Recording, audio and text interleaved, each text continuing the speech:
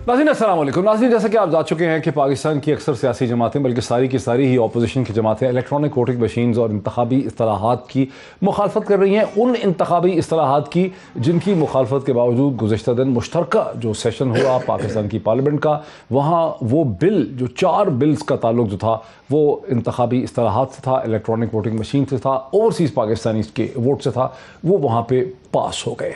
हम इसकी आज तारीख देखते हैं। आज के दिन में अब से चंद घंटे पहले पाकिस्तान के एक्स प्राइम मिनिस्टर जनाब शाहिद खाकान अब्बासी साहब ने अब ये कह दिया है कि इलेक्शन का फ्रॉड और इलेक्शन की रिगिंग सिर्फ उस वक्त रुख रखेगी जब इलेक्शन चोरी करने को आर्टिकल 6 के तहत गद्दारी या ट्रीजन में शामिल किया जाएगा। क्या कहते हैं शाहिद खाकान अब्बासी? यहाँ इलेक्शन चोरी होते हैं, यहाँ इस्लाह तो ये चाहिए कि उस चोरी को कैसे रोका जाए, और उसका वाहिद तरीका है कि आइन में तरमीम कर दें और लिख दें कि जो भी इलेक्शन चोरी करेगा उस पर आर्टिकल 6 का इनकाद होगा। ईवीएम लगा लें, जो मर्जी दुनिया की चीज़ कर लें, चोरी तो चोरी होगी। ईवीएम से तो सबूत भी सारा मिट जाएगा। शाहिद खाकान अब्बासी साहब चाहते हैं कि इलेक्शन की चोरी को आर्टिकल 6 के तहत उसका ट्रायल होना चाहिए, यानी ट्रीजन हो, यानी सजाए मौत हो। लेकिन पहला मसला तो यह है कि पाकिस्तान में साबित आप कैसे करेंगे कि इलेक्शन चोरी हुआ है। ये एक बहुत बड़ा अहम सवाल है जो शाहिद खाकान अब्बासी साहब के लिए मैं छोड़े चला जाता हूँ। लेकिन अब मैं आपको दिखाता हूँ कि कहानी पीछे की तरफ चलते हैं। नवाज शरीफ साहब ने 3 जुलाई 2018 को इलेक्शन के हवाले से, रेगिंग के हवाले से क्या कहा था? पाकिस्तान में एक प्री पोल धांधली का जो एक सिलसिला चल पड़ा है, ये बहुत ख़तरनाक खेल है, और जो भी इस ख़तरनाक खेल को खेल रहे हैं वो पाकिस्तान के साथ ज़्यादती कर रहे हैं। लेकिन अगर आज नवाज शरीफ साहब समझते हैं कि इलेक्शन रिग हुए हैं, तो जरदारी साहब का भी ख्याल है कि इलेक्शन रिग हुए हैं, उनके खिलाफ इलेक्शन रिग होते रहे। जरदारी साहब का क्या कहना था? ये 2017 का मैं आपको टुकड़ा सुना था। पाकिस्तान पीपल्स पार्टी ने कभी भी शिकस्त नहीं खाई और पंजाब से कभी शिकस्त नहीं खाई। हमेशा आरओ इलेक्शन से ज़रूर हमने शिकस्त खाई है, आरओ इलेक्शन ज़रूर हुए हैं। ना सिर्फ ये कि तमाम जमातें समझती हैं कि दूसरी जमातों ने उनके खिलाफ इंतखाबात को रिग किया है, बल्कि ओवरसीज़ वोट के ऊपर भी तमाम जमातों की पोजीशन जो है उसमें मुसलसल तब्दीली होती रही है। इस वक्त ऐसा लगता है कि इमरान खान को ओवरसीज़ वोट दिलाने का बहुत शौक है, क्योंकि इमरान खान का अगर आप ट्वीट देखें जो मैं स्क्रीन पे आपको दिखाता हूं कि PTI will fight to the last ball to get the right for overseas Pakistanis to vote and we will find a way so they can vote. ये है 26 नवंबर 15। लेकिन कि उसके बाद भी उन्होंने दर्जनों ट्वीट किए हैं, दर्जनों स्टेटमेंट दिए हैं ओवरसीज पाकिस्तानीज के हवाले से। लगता यही है कि इमरान खान को चाहिए ओवरसीज का वोट। लेकिन ठहरिए ज़रा रुकेंगे, 2013 का मैं आपको एक ट्वीट दिखाता हूँ शहबाज शरीफ साहब का। शहबाज शरीफ साहब फरमाते हैं, supreme court to punish the overseas voting obstructors could have happened long time ago. Overseas Pakistanis should be able to vote. यानी शहबाज शरीफ साहब मुतालबा कर रहे हैं सुप्रीम कोर्ट ऑफ पाकिस्तान से कि जो भी ओवरसीज़ वोट का रास्ता रोकेगा उसको सुप्रीम कोर्ट को सज़ा देनी चाहिए। लेकिन शायद आप हैरान हो जाएं कि ओवरसीज़ वोट की तारीफ़ करने वालों में मोहतरमा मरियम नवाज साहिबा भी शामिल हैं, जो 8 अक्टूबर 2012 को फरमाती हैं, PML N chief Nawaz Sharif advocates voting rights for overseas Pakistani saying these are the people who have served Pakistan with the blood and sweat. किसकी बात को हम सच माने, किसकी बात को हम सच ना माने? मेरे हाथ में इलेक्ट्रॉनिक वोटिंग मशीन्स के हवाले से बहुत इंटरेस्टिंग समरी टेबल है जो बताता है कि दुनिया में किस तरह से लेट 90s के बाद इलेक्ट्रॉनिक वोटिंग का आगाज़ हुआ। अर्जेंटीना ने 2009 में किया, स्क्रीन पे आप देख सकते हैं। ऑस्ट्रेलिया ने 2001 से ओवरसीज से इलेक्ट्रॉनिक वोटिंग का आगाज़ कर रखा है। बेल्जियम ने 1999 में आगाज़ किया। ब्राज़ील ने 1996 में किया। एस्टोनिया ने 2005 में किया। 2004 में हिंदुस्तान ने किया और आयरलैंड ने 2002 में किया। जिन कंट्रीज़ ने करके छोड़ दिया उसमें जर्मनी है, उसमें गालिबन कनाडा भी है जिन्होंने इसको शायद ट्रायल किया लेकिन उसके बाद उसे एबेंडन कर दिया। लेकिन बहुत से मुल्क इसको अभी भी करते हैं। अब इशू सकत है क्या, जो कल से एक इशू शुरू हो गया है जिसमें कि अब अपोजिशन ने कमेटी मुकर्रर कर दी है। उनका ये फैसला है कि जो इस्तिलाहात की गई हैं उसका रास्ता रोकने के लिए वो सुप्रीम कोर्ट ऑफ पाकिस्तान की तरफ जाएंगे। मुझे इस वक्त स्टूडियो में तशरीफ़ रखते हैं मेरे साथ जनाब सेनेटर फैसल वाड़ा साहब, जिससे पहले फॉर्मर मिनिस्टर रह चुके हैं वाटर रिसोर्स के, पाकिस्तान तहरीक इंसाफ के प्रोमिनेंट और बहुत ही वोकल, बहुत ही आर्टिकुलेट स्पोक्स पर्सन हैं। मेरे साथ हैं, बहुत शुक्रिया सेनेटर वाजा। मुझे उम्मीद है कि ज्वाइन कर सकेंगे मियाँ जावेद लतीफ़ साहब। उन्होंने पहले हमें स्टूडियो में ज्वाइन करना था लेकिन फिर कहा टेलीफोन पे ज्वाइन करेंगे। मुझे उम्मीद है कि हमें ज्वाइन कर सकेंगे टेलीफोन पे। कादर मंदोखेल साहब पाकिस्तान पीपल्स पार्टी के रहनुमा हैं, MNA है, NA 249 कराची से मेरे साथ स्टूडियोज़ में तशरीफ़ रखते हैं। Very warm welcome to all my guest once again. Qadir Muntakhab साहब, पहले ये बताएं कि आपका झगड़ा ये हर दफ़ा क्यों हो जाता है? मैं पहले इससे पहले कि इलेक्शन, कल भी आपको वहाँ स्पीकर ने थोड़ी देर के लिए वहाँ से कहा कि नहीं आएंगे आप वापस, बहुत पहले भी आपका मोहतरमा वो उनके साथ भी हुआ था, फिर 2 साल। क्या वजह है कि झगड़ा हो जाता है आपका? पता नहीं, मेरे ख्याल में PTI वालों को ज़्यादा गुस्सा है मुझ पर। अच्छा, कल भी PTI के साथ था? मैं हवाला दे देता हूँ, PTI के साथ ही था। स्पीकर साहब को असम्बली के अंदर मजीद नियाजी साहब की बिलावल भुट्टो साहब के बारे में गाली गलोच शायद सुनाई नहीं दिया। शेरीन क्या है, शेरी मज़ारी साहिबा का सीटियाँ नज़र नहीं आई। और सीटियाँ नजर नहीं आई। वो सिटी मॉस्क के अंदर सिटी थी उसके, ठीक है। अच्छा, परवेज खटक की वो जो कागज की वो वाली सीटियाँ नहीं मारती उंगली डाल के, वो दूसरी, उसको भी छोड़िए। और शायद खाकाना बासी साहब की वो बात भी उसको शायद सुनाई दी कि मैं जूता उतार के तेरे सर पे मारूंगा। शायद खाकाना बासी, हाँ, असेंबली के फ्लोर पे कहा है स्पीकर को, इसी स्पीकर को। ठीक है, मैं समझता हूँ बड़ा गैरतमंद स्पीकर है, ठीक है। अब आपने ऐसा, मेरा ऐसा क्या था, जो असम्बली का जो एक उसूल बना हुआ है कि जो तीनों बड़े हैं बड़ी पार्टी का, शहबाज शरीफ साहब, बिलावल भुट्टो साहब और मौलाना असद साहब, अब यहाँ पे यही उम्मीद थी कि इन दोनों को मौका दिया जाएगा, हुकूमत के नुमाइंदों को भी, ताकि ये एक पहले जो भी मुद्दा है इस EVM का या जो भी जॉइंट सेशन के हवाले से, ये अपना मुद्दा बयान करे आवाम के सामने। शहबाज शरीफ साहब ने अपनी तकरीर ख़त्म की है तो डायरेक्ट जो है ना वो रूल ऑफ बिजनेस की तरफ स्पीकर चले गए। हमने एहतजाज किया कि जनाब आप बाकी जो 2 है उनको भी 2-4 मिनट दे दे। नहीं, पूरा अपोजिशन खड़ी हो गई और स्पीकर की डाइस की तरफ और आगे पीछे खड़े हो गए और एहतजाज कर रहे थे, जबकि बाबर अवान साहब बिल पेश कर रहे थे। तो हमने क्या गुनाह किया जब हमने एहतजाज किया? और फिर कल मेरे साथ अली उमर खान साहब भी बैठे हुए थे चैनल पे, तो उन्होंने ये कहा कि मेरे ख़िलाफ़ तादीबी कार्रवाई होनी चाहिए। मैंने कल भी वेलकम किया और साथ साथ मैंने ये भी कहा कि स्पीकर जो है ना वो कस्टोडियन है हाउस का, ये मुझे एक गाली गलोच का, एक मुझे इस तरह कोई फुटेज, कोई तस्वीर, कोई वीडियो दिखा दे जो मैंने मिसबिहेव किए, जबकि स्पीकर खुद जो हरकतें करा था वो आपके सामने। अगर मैंने एहतजाज किया कि मेरे चेयरमैन को स्पीच दिया जाए, उसका सज़ा ये है कि वो मुझे बाहर फिंकवा रहे थे, वो मेरी मेंबरशिप सस्पेंड कर रहे थे। ठीक है, तो मैं तो कल भी वेलकम किए, आइंदा भी करूंगा। और ये मुअत्तसब स्पीकर है, ये तासुब से बड़ा स्पीकर है। 5 मिनट हमें नहीं देते हैं और हुकूमत के नुमाइंदों को आधा घंटा। बस अब यही रुक जाए, ठीक है। ये कल से ऑपोजिशन की कह रही है कि जो पूरा का पूरा वोट हुआ है ये दरअसल स्पीकर साहब ने इसको गैर कानूनी तौर पे किया, और 1973 के कॉन्स्टिट्यूशन में ये जो रूल्स हैं वोट करवाने के मुश्तरका इजलास के, वो ये नहीं है। वो काउंट कर रहे हैं 342 + 100 वटेवर इतने, और 222 बनने चाहिए थे, 221 पे स्पीकर साहब ने इसको कब। क्या वजह है इसकी? बहुत शुक्रिया डॉक्टर साहब। देखिए डॉक्टर साहब, अल्लाह की बड़ी मेहरबानी रही, करम रहा अल्लाह का कि वो 100 हुआ, 122 हुआ, 130 हुआ, 105 हुआ, ये सारे इकट्ठे हो जाएं, इनके 10 गुना ज़्यादा इकट्ठे हो जाएं, ये इस्लामाबाद आ जाएं, ये PDM के झंडे के नीचे जाएं, उसके नीचे से स्लिप हो जाएं, वो एक के पास जाएं, वो दूसरे के पास। जो हमने करना होता है ना, वो हम डंके की चोट पर करके दिखाते हैं, और हमने करके दिखाया अल्लाह की मेहरबानी से। This is a slap on the opposition, collective opposition. तो कह रहे हैं आपने क्लैंडस्टाइन तरीके से मैनेज, चालाकी कर ली। हम चालाक हैं। अभी पहले कह रहे थे हम बुद्धू हैं, अब कह रहे चालाक हैं, पहले कह रहे थे हम बुरे हैं, अब कहेंगे अच्छे हैं। हम कैरेट एंड स्टिक के साथ खेलते हैं।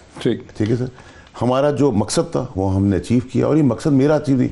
ये कहते हैं कि जी मैं, ऑपोजिशन कहती है कि मैं चैम्पियन हुआ, मेरे वोट, जजाई साहब कहते हैं आरोगा इलेक्शन था, शहबाज शरीफ साहब कहते हैं कि ये इलेक्शन रिग्ड है, हम जाली हुकूमत है।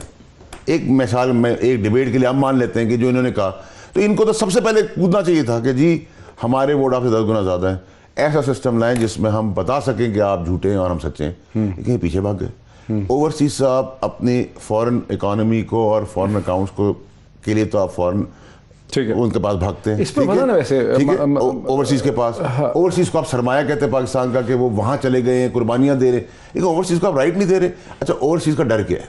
ओवरसीज में मेजॉरिटी या पढ़े लिखे हैं या वहाँ जाके सिस्टम समझ गए, बैरून मुल्क काम करके उनके रीत और रवायत का। शहबाज गिल साहब ने कहा है कि ओवरसीज को कंफ्यूज किया जा रहा है। एक ओवरसीज वो हैं जो पाकिस्तान से गए हैं, मशरक़ वस्ता में मेहनत मजदूरी करके अपने खानदानों को पैसे पहुंचाते हैं। एक बात काट देंगे। दूसरे वो हैं जो अमेरिका बरतानिया में सेटल्ड हैं। कंफ्यूजन है। मेरा सवाल है कि आप किसको दिया? डॉक्टर साहब, मेरा सवाल ये, मैं इसको भी छोड़ दिया। जो हमारी यहाँ की लीडरशिप है ऑपोजिशन, चाहे वो पीपल्स पार्टी है चाहे वो नून लीग है, ठीक है, पीपल्स पार्टी को इस चीज़ में माइनस कर दें, वरना नून लीग की अगर आप बात करें तो बच्चे बाहर, ठीक है, प्रॉपर्टियां बाहर, हाँ, पासपोर्ट बाहर, हर चीज ओवरसीज, लेकिन हुकूमत पाकिस्तान के इसका अंदर। जवाब ले लेते हैं मियां जावेद। एक दूसरा, सारी कमाई इधर, इन्वेस्टमेंट उनके बाहर, यहाँ वजीर आजम वहाँ भीख मांग रहे हैं कि जी जजेस के वो ले लेके फिर एफिडेविट के भाई मुझे एक्सटेंशन दे दो। मियां जावेद लतीफ साहब ने हमें ज्वाइन किया है, मेंबर पार्लियामेंट हैं, कई दफ़ा मेंबर पार्लियामेंट हैं, स्टैंडिंग कमेटी और इंफॉर्मेशन ब्रॉडकास्ट के मेंबर हैं, वाइस प्रेसिडेंट हैं PMLN के। मियां जावेद लतीफ साहब, सुबह से मैं देख रहा था बहुत से लोगों ने ट्वीट किए हैं कि आपकी जमात को और आप लोगों को शुक्रगुजार होना चाहिए कि PTI ने नवाज शरीफ साहब को भी और इसहाक डार साहब को भी और सबको वोट का हक दिला दिया जो बाहर रहते हैं ओवरसीज पाकिस्तानी। उनका नहीं हो सकेगा ना सर, उनका तो पासपोर्ट ही नहीं है ना, पूरा कहा करें ना साहब, नवाज शरीफ का तो पासपोर्ट ही नहीं है, वो तो इश्तिहारी और मफरूर है। आपकी इस बात से इख्तिलाफ है जी जी, कि हम बाहर नहीं रहते, दिलों में रहते हैं आप। गया। और दूसरा मैं आपको ये कहूंगा, नहीं बाहर नहीं रहते, अब नवाज शरीफ साहब तो बाहर रह के दिलों में रहते हैं, ये कह रहे हैं। बात सुन, उनको बोलने तो थे ना मियां जावेद। मियां साहब इधर आए ना, आप वहाँ कहाँ फोन पे चले गए हैं? वो प्रोटेस्ट कर रहे हैं कि आप फोन पे क्यों चले गए, आप स्टूडियो में क्यों नहीं आए? फैसल साहब माफ कर दो सर, मैं जी माफ कर दे, गलती होगी सर, मैं आइंदा नहीं कहूंगा आप। मैं गुजारिश ये कर रहा हूँ सर, कि देखें, दो चीजें हैं।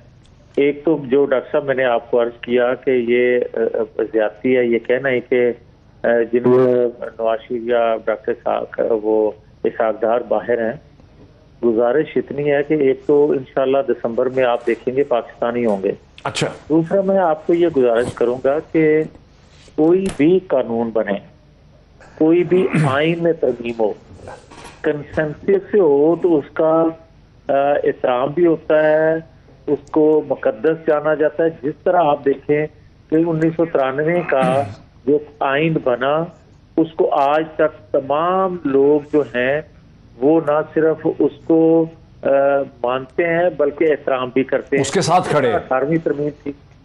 अब आ जाए, अगर आप आइन को बलडोज करें कानून बना के, तो मेरी तो समझ से बाहर है पाकिस्तान की हिस्ट्री में या दुनिया में जहां कहीं कोई आइन है जिस रियासत में, कभी ये नहीं होता कि आप सादा अक्सरियत से कानून बना लें और आइन को बुलडोज कर दें। नंबर एक।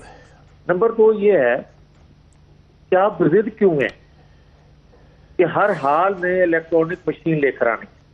हमने इंतखाबी इस्लाहात के हवाले से एक कमेटी बनाई डॉक्टर साहब नवाज शरीफ के दौर में, और उसके 117 अजलास हुए, 117 मीटिंग हुई उस कमेटी की, और वो जो कमेटी की मीटिंग हुई उसमें PTI उस वक्त कंटेनर पर चढ़ी हुई थी, मगर हम इसके बावजूद भी उसका इंतजार करते थे। जब वो कंटेनर से उतरते थे तो वो कमेटी का हिस्सा बनते थे।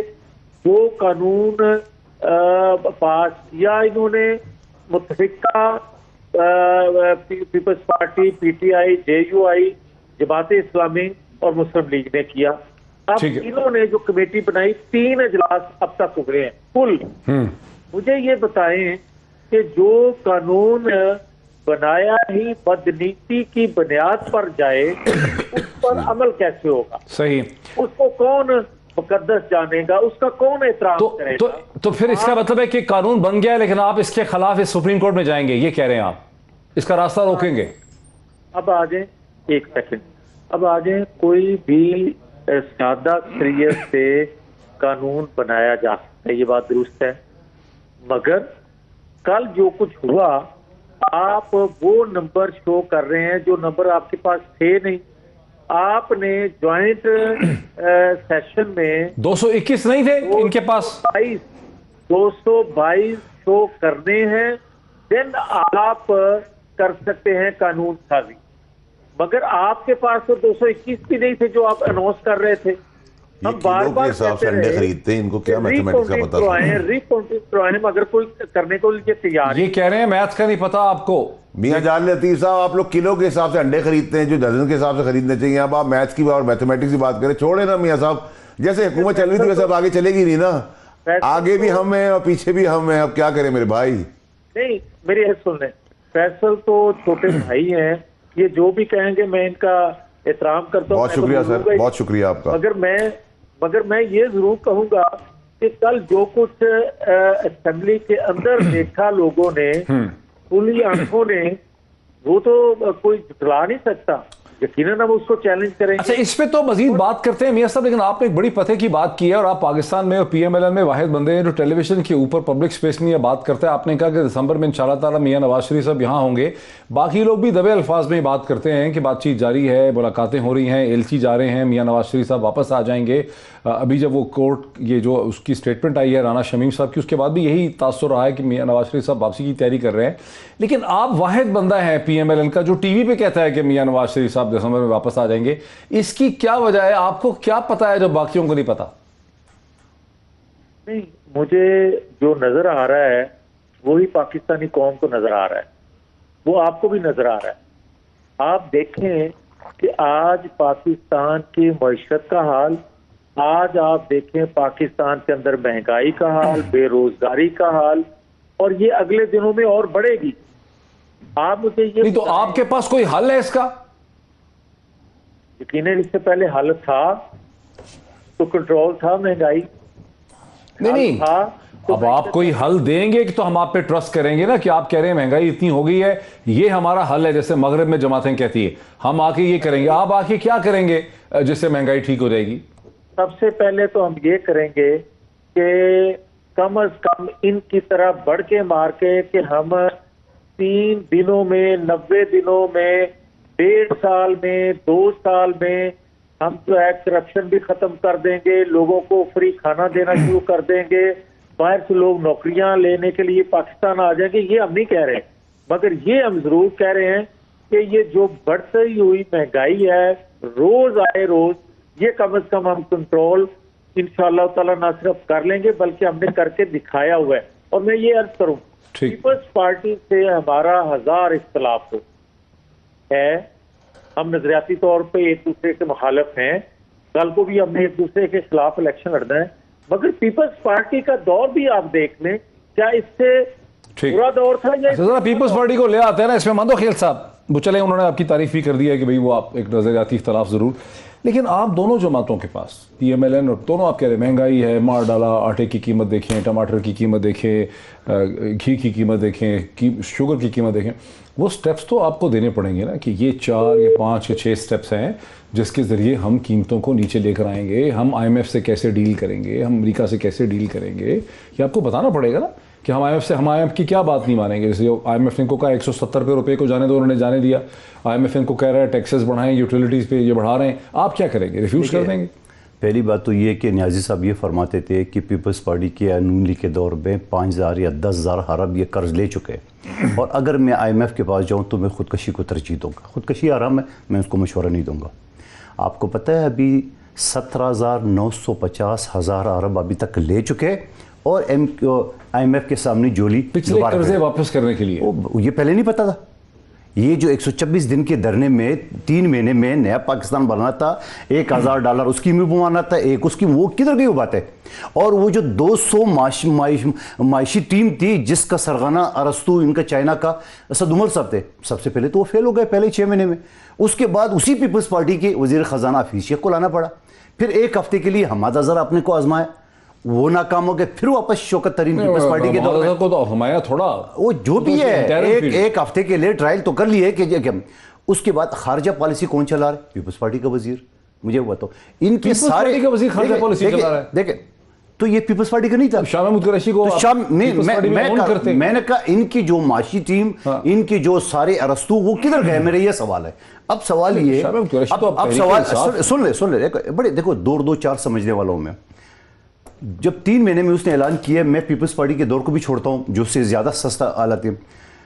नवाज शरीफ साहब के दौर में चीनी 50-55 रुपए थी, इनको तो चाहिए 3 महीने में इसको 25 रुपए पे लाते।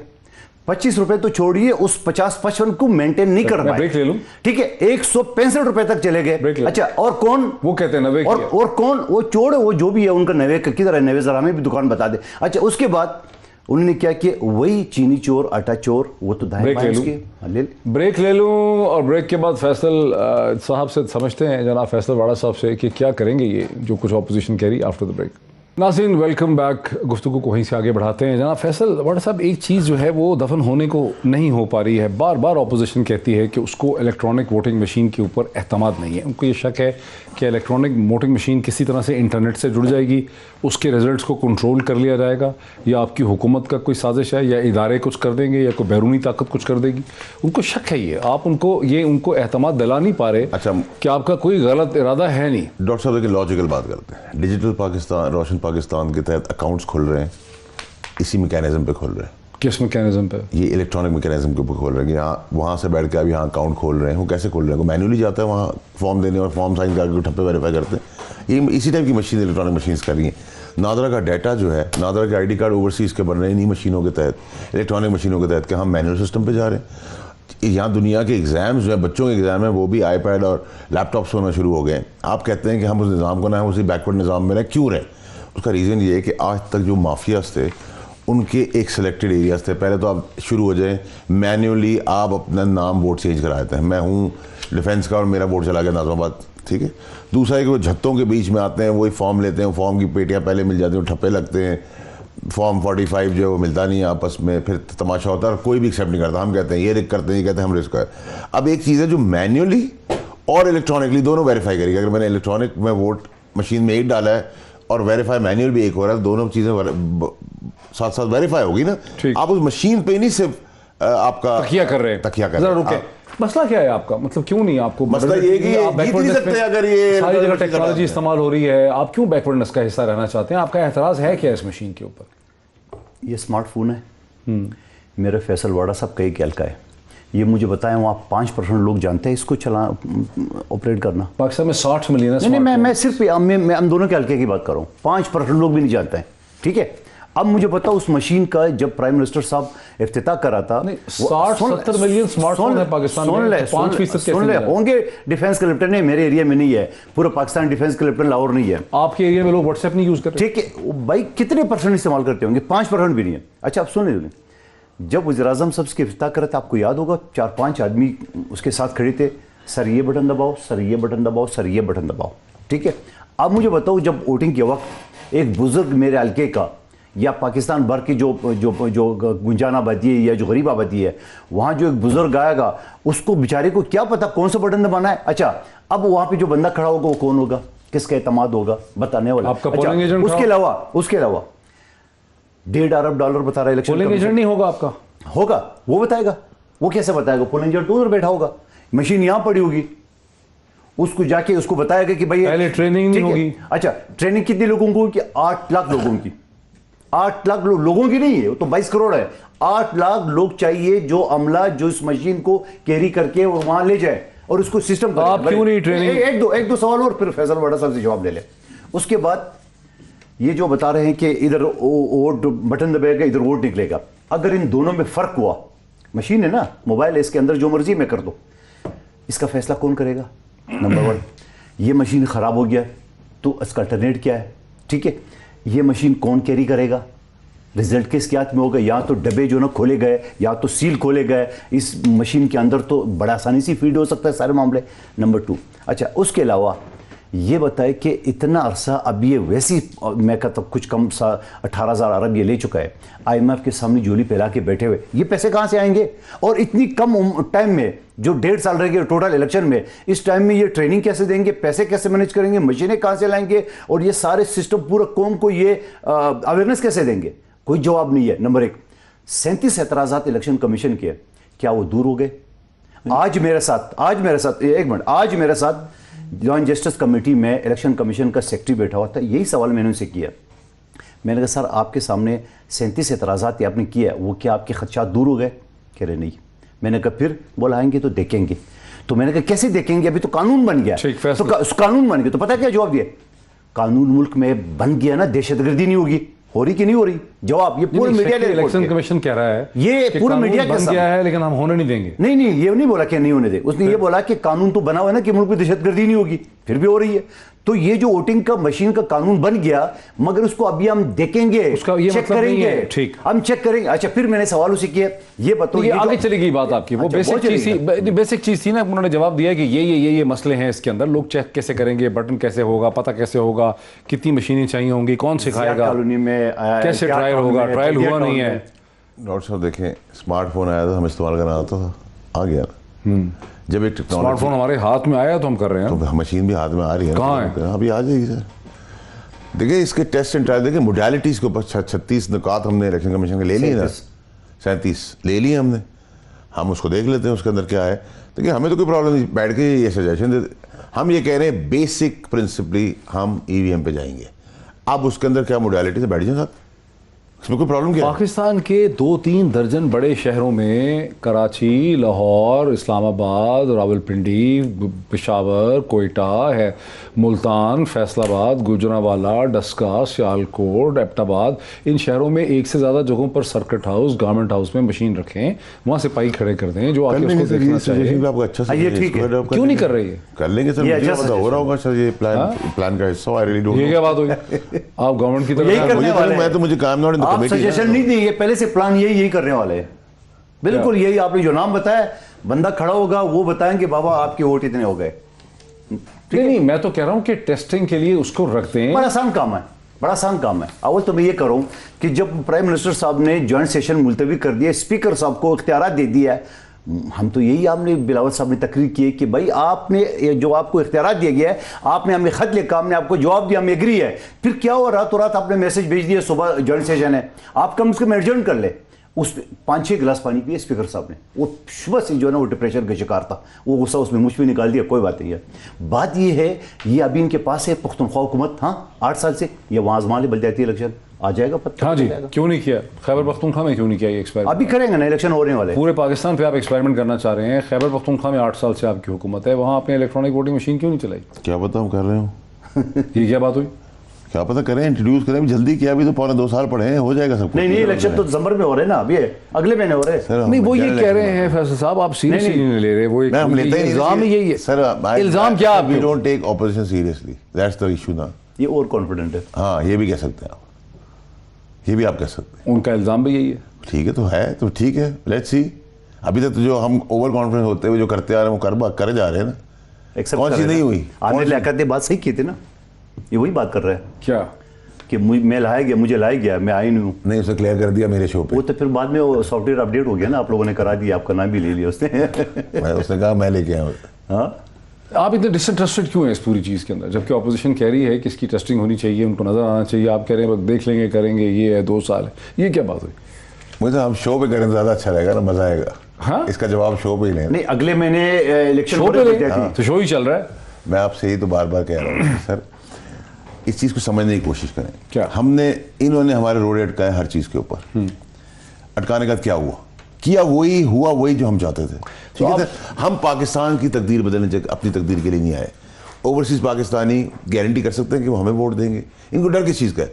ओवरसीज़ पाकिस्तानी इनको भी दे सकते हैं। लेकिन हम तो एक न्यूट्रलिटी, जो इमरान खान साहब का विजन था, जो उन्होंने 3rd अंपायर क्रिकेट में भी बुलाया, उसको भी यही शोर था, यही सब बातें थी।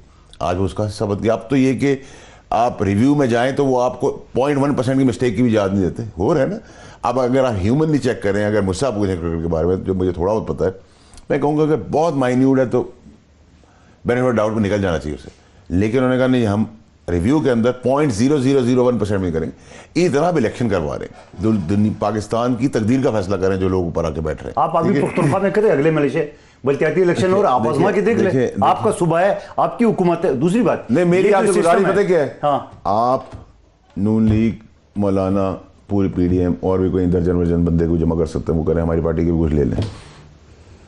जो चीज के लिए आप रोकना चाह रहे हैं आज तक 3 साल से, हम कुछ भी नहीं रोक पा रहे और वो सब कुछ करते चले जा रहे हैं। हम आगे भी यही, बंदूक साहब यही करेंगे। आप हमारे लिए आप नहीं है सीरियस, हम आपको ऑपोजिशन नहीं मानते। सरदारी साहब की बात याद है आपको, जो कहा उन्होंने कि आप बीज लगा रहे हैं कांटे Seriously को, नहीं ले रहे इसका आपको। फायदा आपको नहीं मिलने वाला है। मंदोखेर चले साहब, कोई बात नहीं। आपको अच्छा, इस वजह से नहीं मिलने वाला है, अगर आपको मेरे इस वजह से मिलने वाला है, मंदोखेर आपको साहब, बताओ, अगर मेरी ये मुल्क की सिस्टम आपको वैसे फेल अगर है। मिल्क की तकदीर बदल जाए और मुझे वोट ना भी मिले, मुझे वो भी मंजूर है। मेरे मुल्क की आज बेहतरी हो जाए, मेरी कुर्सी चली जाए, मैं उसके लिए बेहतर हूँ। मेरा वज़ीर आज़म छोड़ने को तैयार है। आप मुझे दो चीजें बता दें, मैं आपके और पूरी ऑपरेशन के लिए कह रहा हूं। आप कहते हैं जी हम बहुत बुरे लोग हैं, हमने मुल्क की मईशत को तबाह कर दिया ना। आप एक शो में आए, अभी बैठ जाएं या अगले शो में आ जाए, आप बताएं कि जी ये इनकी नाकामी है और हम इसको इस तरीके से कामयाब कर सकते हैं। अभी बता देता हूँ, अभी मुझे पहले आप ब्रेक के बाद मुसलसल आपने अभी बता देता हूँ, ये कौन सी मुश्किल काम है, बताएं, हमने साबित करी है। डॉलर जो है वो आप कैसे नीचे लाएंगे, पेट्रोल की प्राइसेस जो इंटरनेशनल मार्केट में ऊपर है वो आप नीचे कैसे लाएंगे, पेट्रोल आपके पास है नहीं, सोने को नीचे कैसे लाएंगे। नवाज शरीफ साहब के दौर में पाकिस्तान 119 नंबर पे थी करप्शन, अब 124 पे चली गई। आपकी जुडिशरी 128 नंबर पे चल रही है। और बात ये और बात है, मैं आपसे कह रहा हूं कि आप साबित किए ना। आप कहते हैं मुझे गाड़ी चलानी नहीं आती, मैं कहूंगा आप चला के दिखाएं, चले मशवरा तो दे दें इनको, ये बता दें अच्छी गाड़ी चलानी। नाज़रीन सही जगह पे आ गए। ये वो चीज़ है जिस पे रोज डिस्कशन होनी चाहिए, हर प्रोग्राम में डिस्कशन होनी ही चाहिए कि कैसे करेंगे चीज़ को। चूंकि अब ये सवाल उठ गया है, अभी हम ब्रेक के बाद इस पर ज़रा गौर करते हैं कि पीपल्स पार्टी और अपोजिशन क्या करेंगे इन चीज़ों को ठीक करने के लिए आफ्टर द ब्रेक। नाज़रीन वेलकम बैक। ब्रेक का फ़ायदा उठाते हुए मैंने वो चंद नुक्ते जो हैं वो तहरीर कर दिए हैं जो मेरे हाथ में हैं, और वो नुक्ते वो हैं जहाँ पर हुकूमत और अपोजिशन के दरमियान में बहुत सा फ़र्क है। चीनी हुकूमत कहती है 90 रुपये की है, यूटिलिटी स्टोर्स में अपोजिशन कह रही है कि चीनी 160-65 रुपये की मिल रही है। अब इसको अपोजिशन कैसे 90 पे लेकर आएगी, 55 पे। आटे की 20 kg की जो बोरी है हुकूमत कहती है 1100 की है, इसका मतलब 55 रुपये पर kg है। अपोजिशन की बता रही है कि 80-90 रुपये पर kg मिल रही है। डॉलर जो है नवाज शरीफ साहब के ज़माने के आखिर में 120 रुपये का था, इस वक्त डॉलर 174-75 रुपये का है। इसको अपोजिशन कैसे लेकर आएगी नीचे। पेट्रोल 144 रुपये का लीटर है, ये एक ज़माने में 100 रुपये पर लीटर होता था आज से चंद साल पहले। IMF जो है वो कहती है कि डॉलर को फ्री फ्लोटिंग रखें, गैस बिजली वगैरह सब के रेट्स को बढ़ाएं, स्टेट बैंक को ऑटोनॉमी दे दें, जितने स्टेट ओन्ड एंटरप्राइजेज हैं उनके लॉसेस को ख़त्म करें, फेडरल बोर्ड ऑफ रेवेन्यू के टैक्सेस को बढ़ाएं। और वाशिंगटन के कहता है कि चीन से पीछे हटें और हिंदुस्तान की हेजेमनी को एक्सेप्ट कर लें, हिंदुस्तान को सेंट्रल एशिया तक एक्सेस दें, कश्मीर पर उनकी पोजीशन को मानें, उनके बिजनेसेस को पाकिस्तान में इन्वेस्ट करने दें, सेंट्रल एशिया तक उनको रास्ता दें। जनाब मंदोखेल साहब कैसे करेंगे ये सब चीज़ें ठीक? आप ये पूछना चाह रहे हैं वो। ये फैसल वाडा साहब ने सवाल किया कि आप कैसे करेंगे, तो पहली बुनियादी जावेद लतीफ़ साहब भी आप सुन रहे हैं। पहले बुनियादी बात तो ये है कि फैसल वाडा साहब तो ये एक्सेप्ट करे कि वो नाकाम हो गए इनकी हुकूमत। ठीक तो मान रहे हैं, आप मान लेंगे आप नाकाम हो गए। मैंने कहा डिबेट के तौर पे हम नालायक हैं और आप बहुत लायक हैं, तो आप हमें बताएं कि आप डॉलर को 140 रुपए पे कैसे लाएंगे, पेट्रोल को आप कैसे 25 रुपए कम करेंगे और महंगाई को कैसे नीचे कर देंगे। इसको मुझे सिर्फ आप पेट्रोल का बता दें और सिर्फ डॉलर का बता दें और IMF का बता दें और चीनी और आपने नहीं आपके पहले जो हुकूमत थी जो हमारे ऊपर कर वो सुन रहे हैं और 15 सेंट पे जो इलेक्ट्रिसिटी के कॉन्ट्रैक्ट करके गए जो आज 4 सेंट में मिल रही है 15 साल तक हमें वही लेनी है, चाहे वो हमें 1 रुपए की मिल रही है हमें 15 रुपए की लेनी है, जैसे किकबैक आज भी चल रही हूँ। मियां जावेद लतीफ़ साहब सुन रहे हैं, आप मुझे बताएं ये 2-3 चीजें सिर्फ कैसे ठीक करेंगे। मैं कहूँगा जी आप हुकूमत ले लें, हम चले। इसके बाद जावेद लतीफ़ साहब बताएंगे। पहले बुनियादी बात तो ये है कि IMF से लोन हमने उस वक्त लिया ज़रूरत कि आपने उससे लोन में देर कर दी जिससे आपका ये मईशत सारा बैठ गई। पहली बुनियादी बात तो ये, अगर देर ना करते तो मामला ठीक, देर ना करते तो शायद नहीं। दूसरी बात अब आप IMF से कैसे जान छुड़ाएंगे ना मंदोखेल साहब, ये तो हम तो गलत हो गए ना। अब आप सब गलत थे, आप लोग समझदार लोग, बताएं आप। ठीक है, नहीं इसका क्या मतलब है कि हर आने वाली हुकूमत को IMF के पास जाना होगा? आप भी IMF के पास देखिए एक चीज़ बताओ, एक मुल्क की मईशत अभी आप कितनी स्टेबल नहीं है, आपको कर्ज लेना पड़ता है ताकि उसको, ठीक है आप भी गए IMF के प्रोग्राम के पास, एक बात बताएं, मुशर्रफ हुकूमत भी गई। आसिफ अली जरदारी साहब चाइना के जो हमारे पीछे इसने हिसाब लगाया कि हमने दुनिया कितने दौरे करके करोड़ों रुपए खर्च किए, क्या ये $46 बिलियन के जो इन्वेस्टमेंट, चले आप नहीं देना चाहते जवाब तो जावेद नहीं लाए ना, जवाब तो यही है, लाए कि नहीं लाए। दूसरी बात, इन्होंने नेप के नाम पे जो आने अपोजिशन को डराने के लिए उसने तमाम हुकूमती मशीनरी ब्यूरोक्रेसी को उन्होंने डराया, चले वो सब काम छोड़ के बैठ गए। नहीं वो जावेद लतीफ़ साहब नाम लिख रहा हूं P से, आप कहते हैं मेरा नाम शुरू M से होता है, तो मैं आपसे कहूंगा ना आप मुझे लिख के दें। आप कहें जी मैं तो अनपढ़ हूं, मुझे खुद लिखना है, तो मैं कहूंगा मुझसे जावेद लतीफ़ साहब को पता। जावेद लतीफ़ साहब ये बहस हो रही है कि शुगर आप ऑपोजिशन कहती है 160-65 की है, हुकूमत कहती है 90 की है, आप कैसे लेकर आएंगे नीचे? आटा आप कैसे नीचे लेकर आएंगे? डॉलर 174-75 पे है, उसे कैसे 140 से नीचे लेकर जाएंगे? पेट्रोल 144 रुपये पर लीटर है, उसको कैसे 100 रुपये का करेंगे? IMF कहती है डॉलर को फ्री फ्लोट करो, गवर्नर स्टेट बैंक को ऑटोनॉमी दे दो, यूटिलिटीज़ गैस बिजली की कीमतें बढ़ाओ, स्टेट ओन एंटरप्राइजेस के लॉसेस को कंट्रोल करो। अमेरिका कहता है चीन से पीछे हटो, हिंदुस्तान को एंगेज करो, उसकी बालादस्ती मानो, उसके बिजनेसेस को सेंट्रल एशिया तक एक्सेस दो। क्या करेंगे सर, कैसे करेंगे?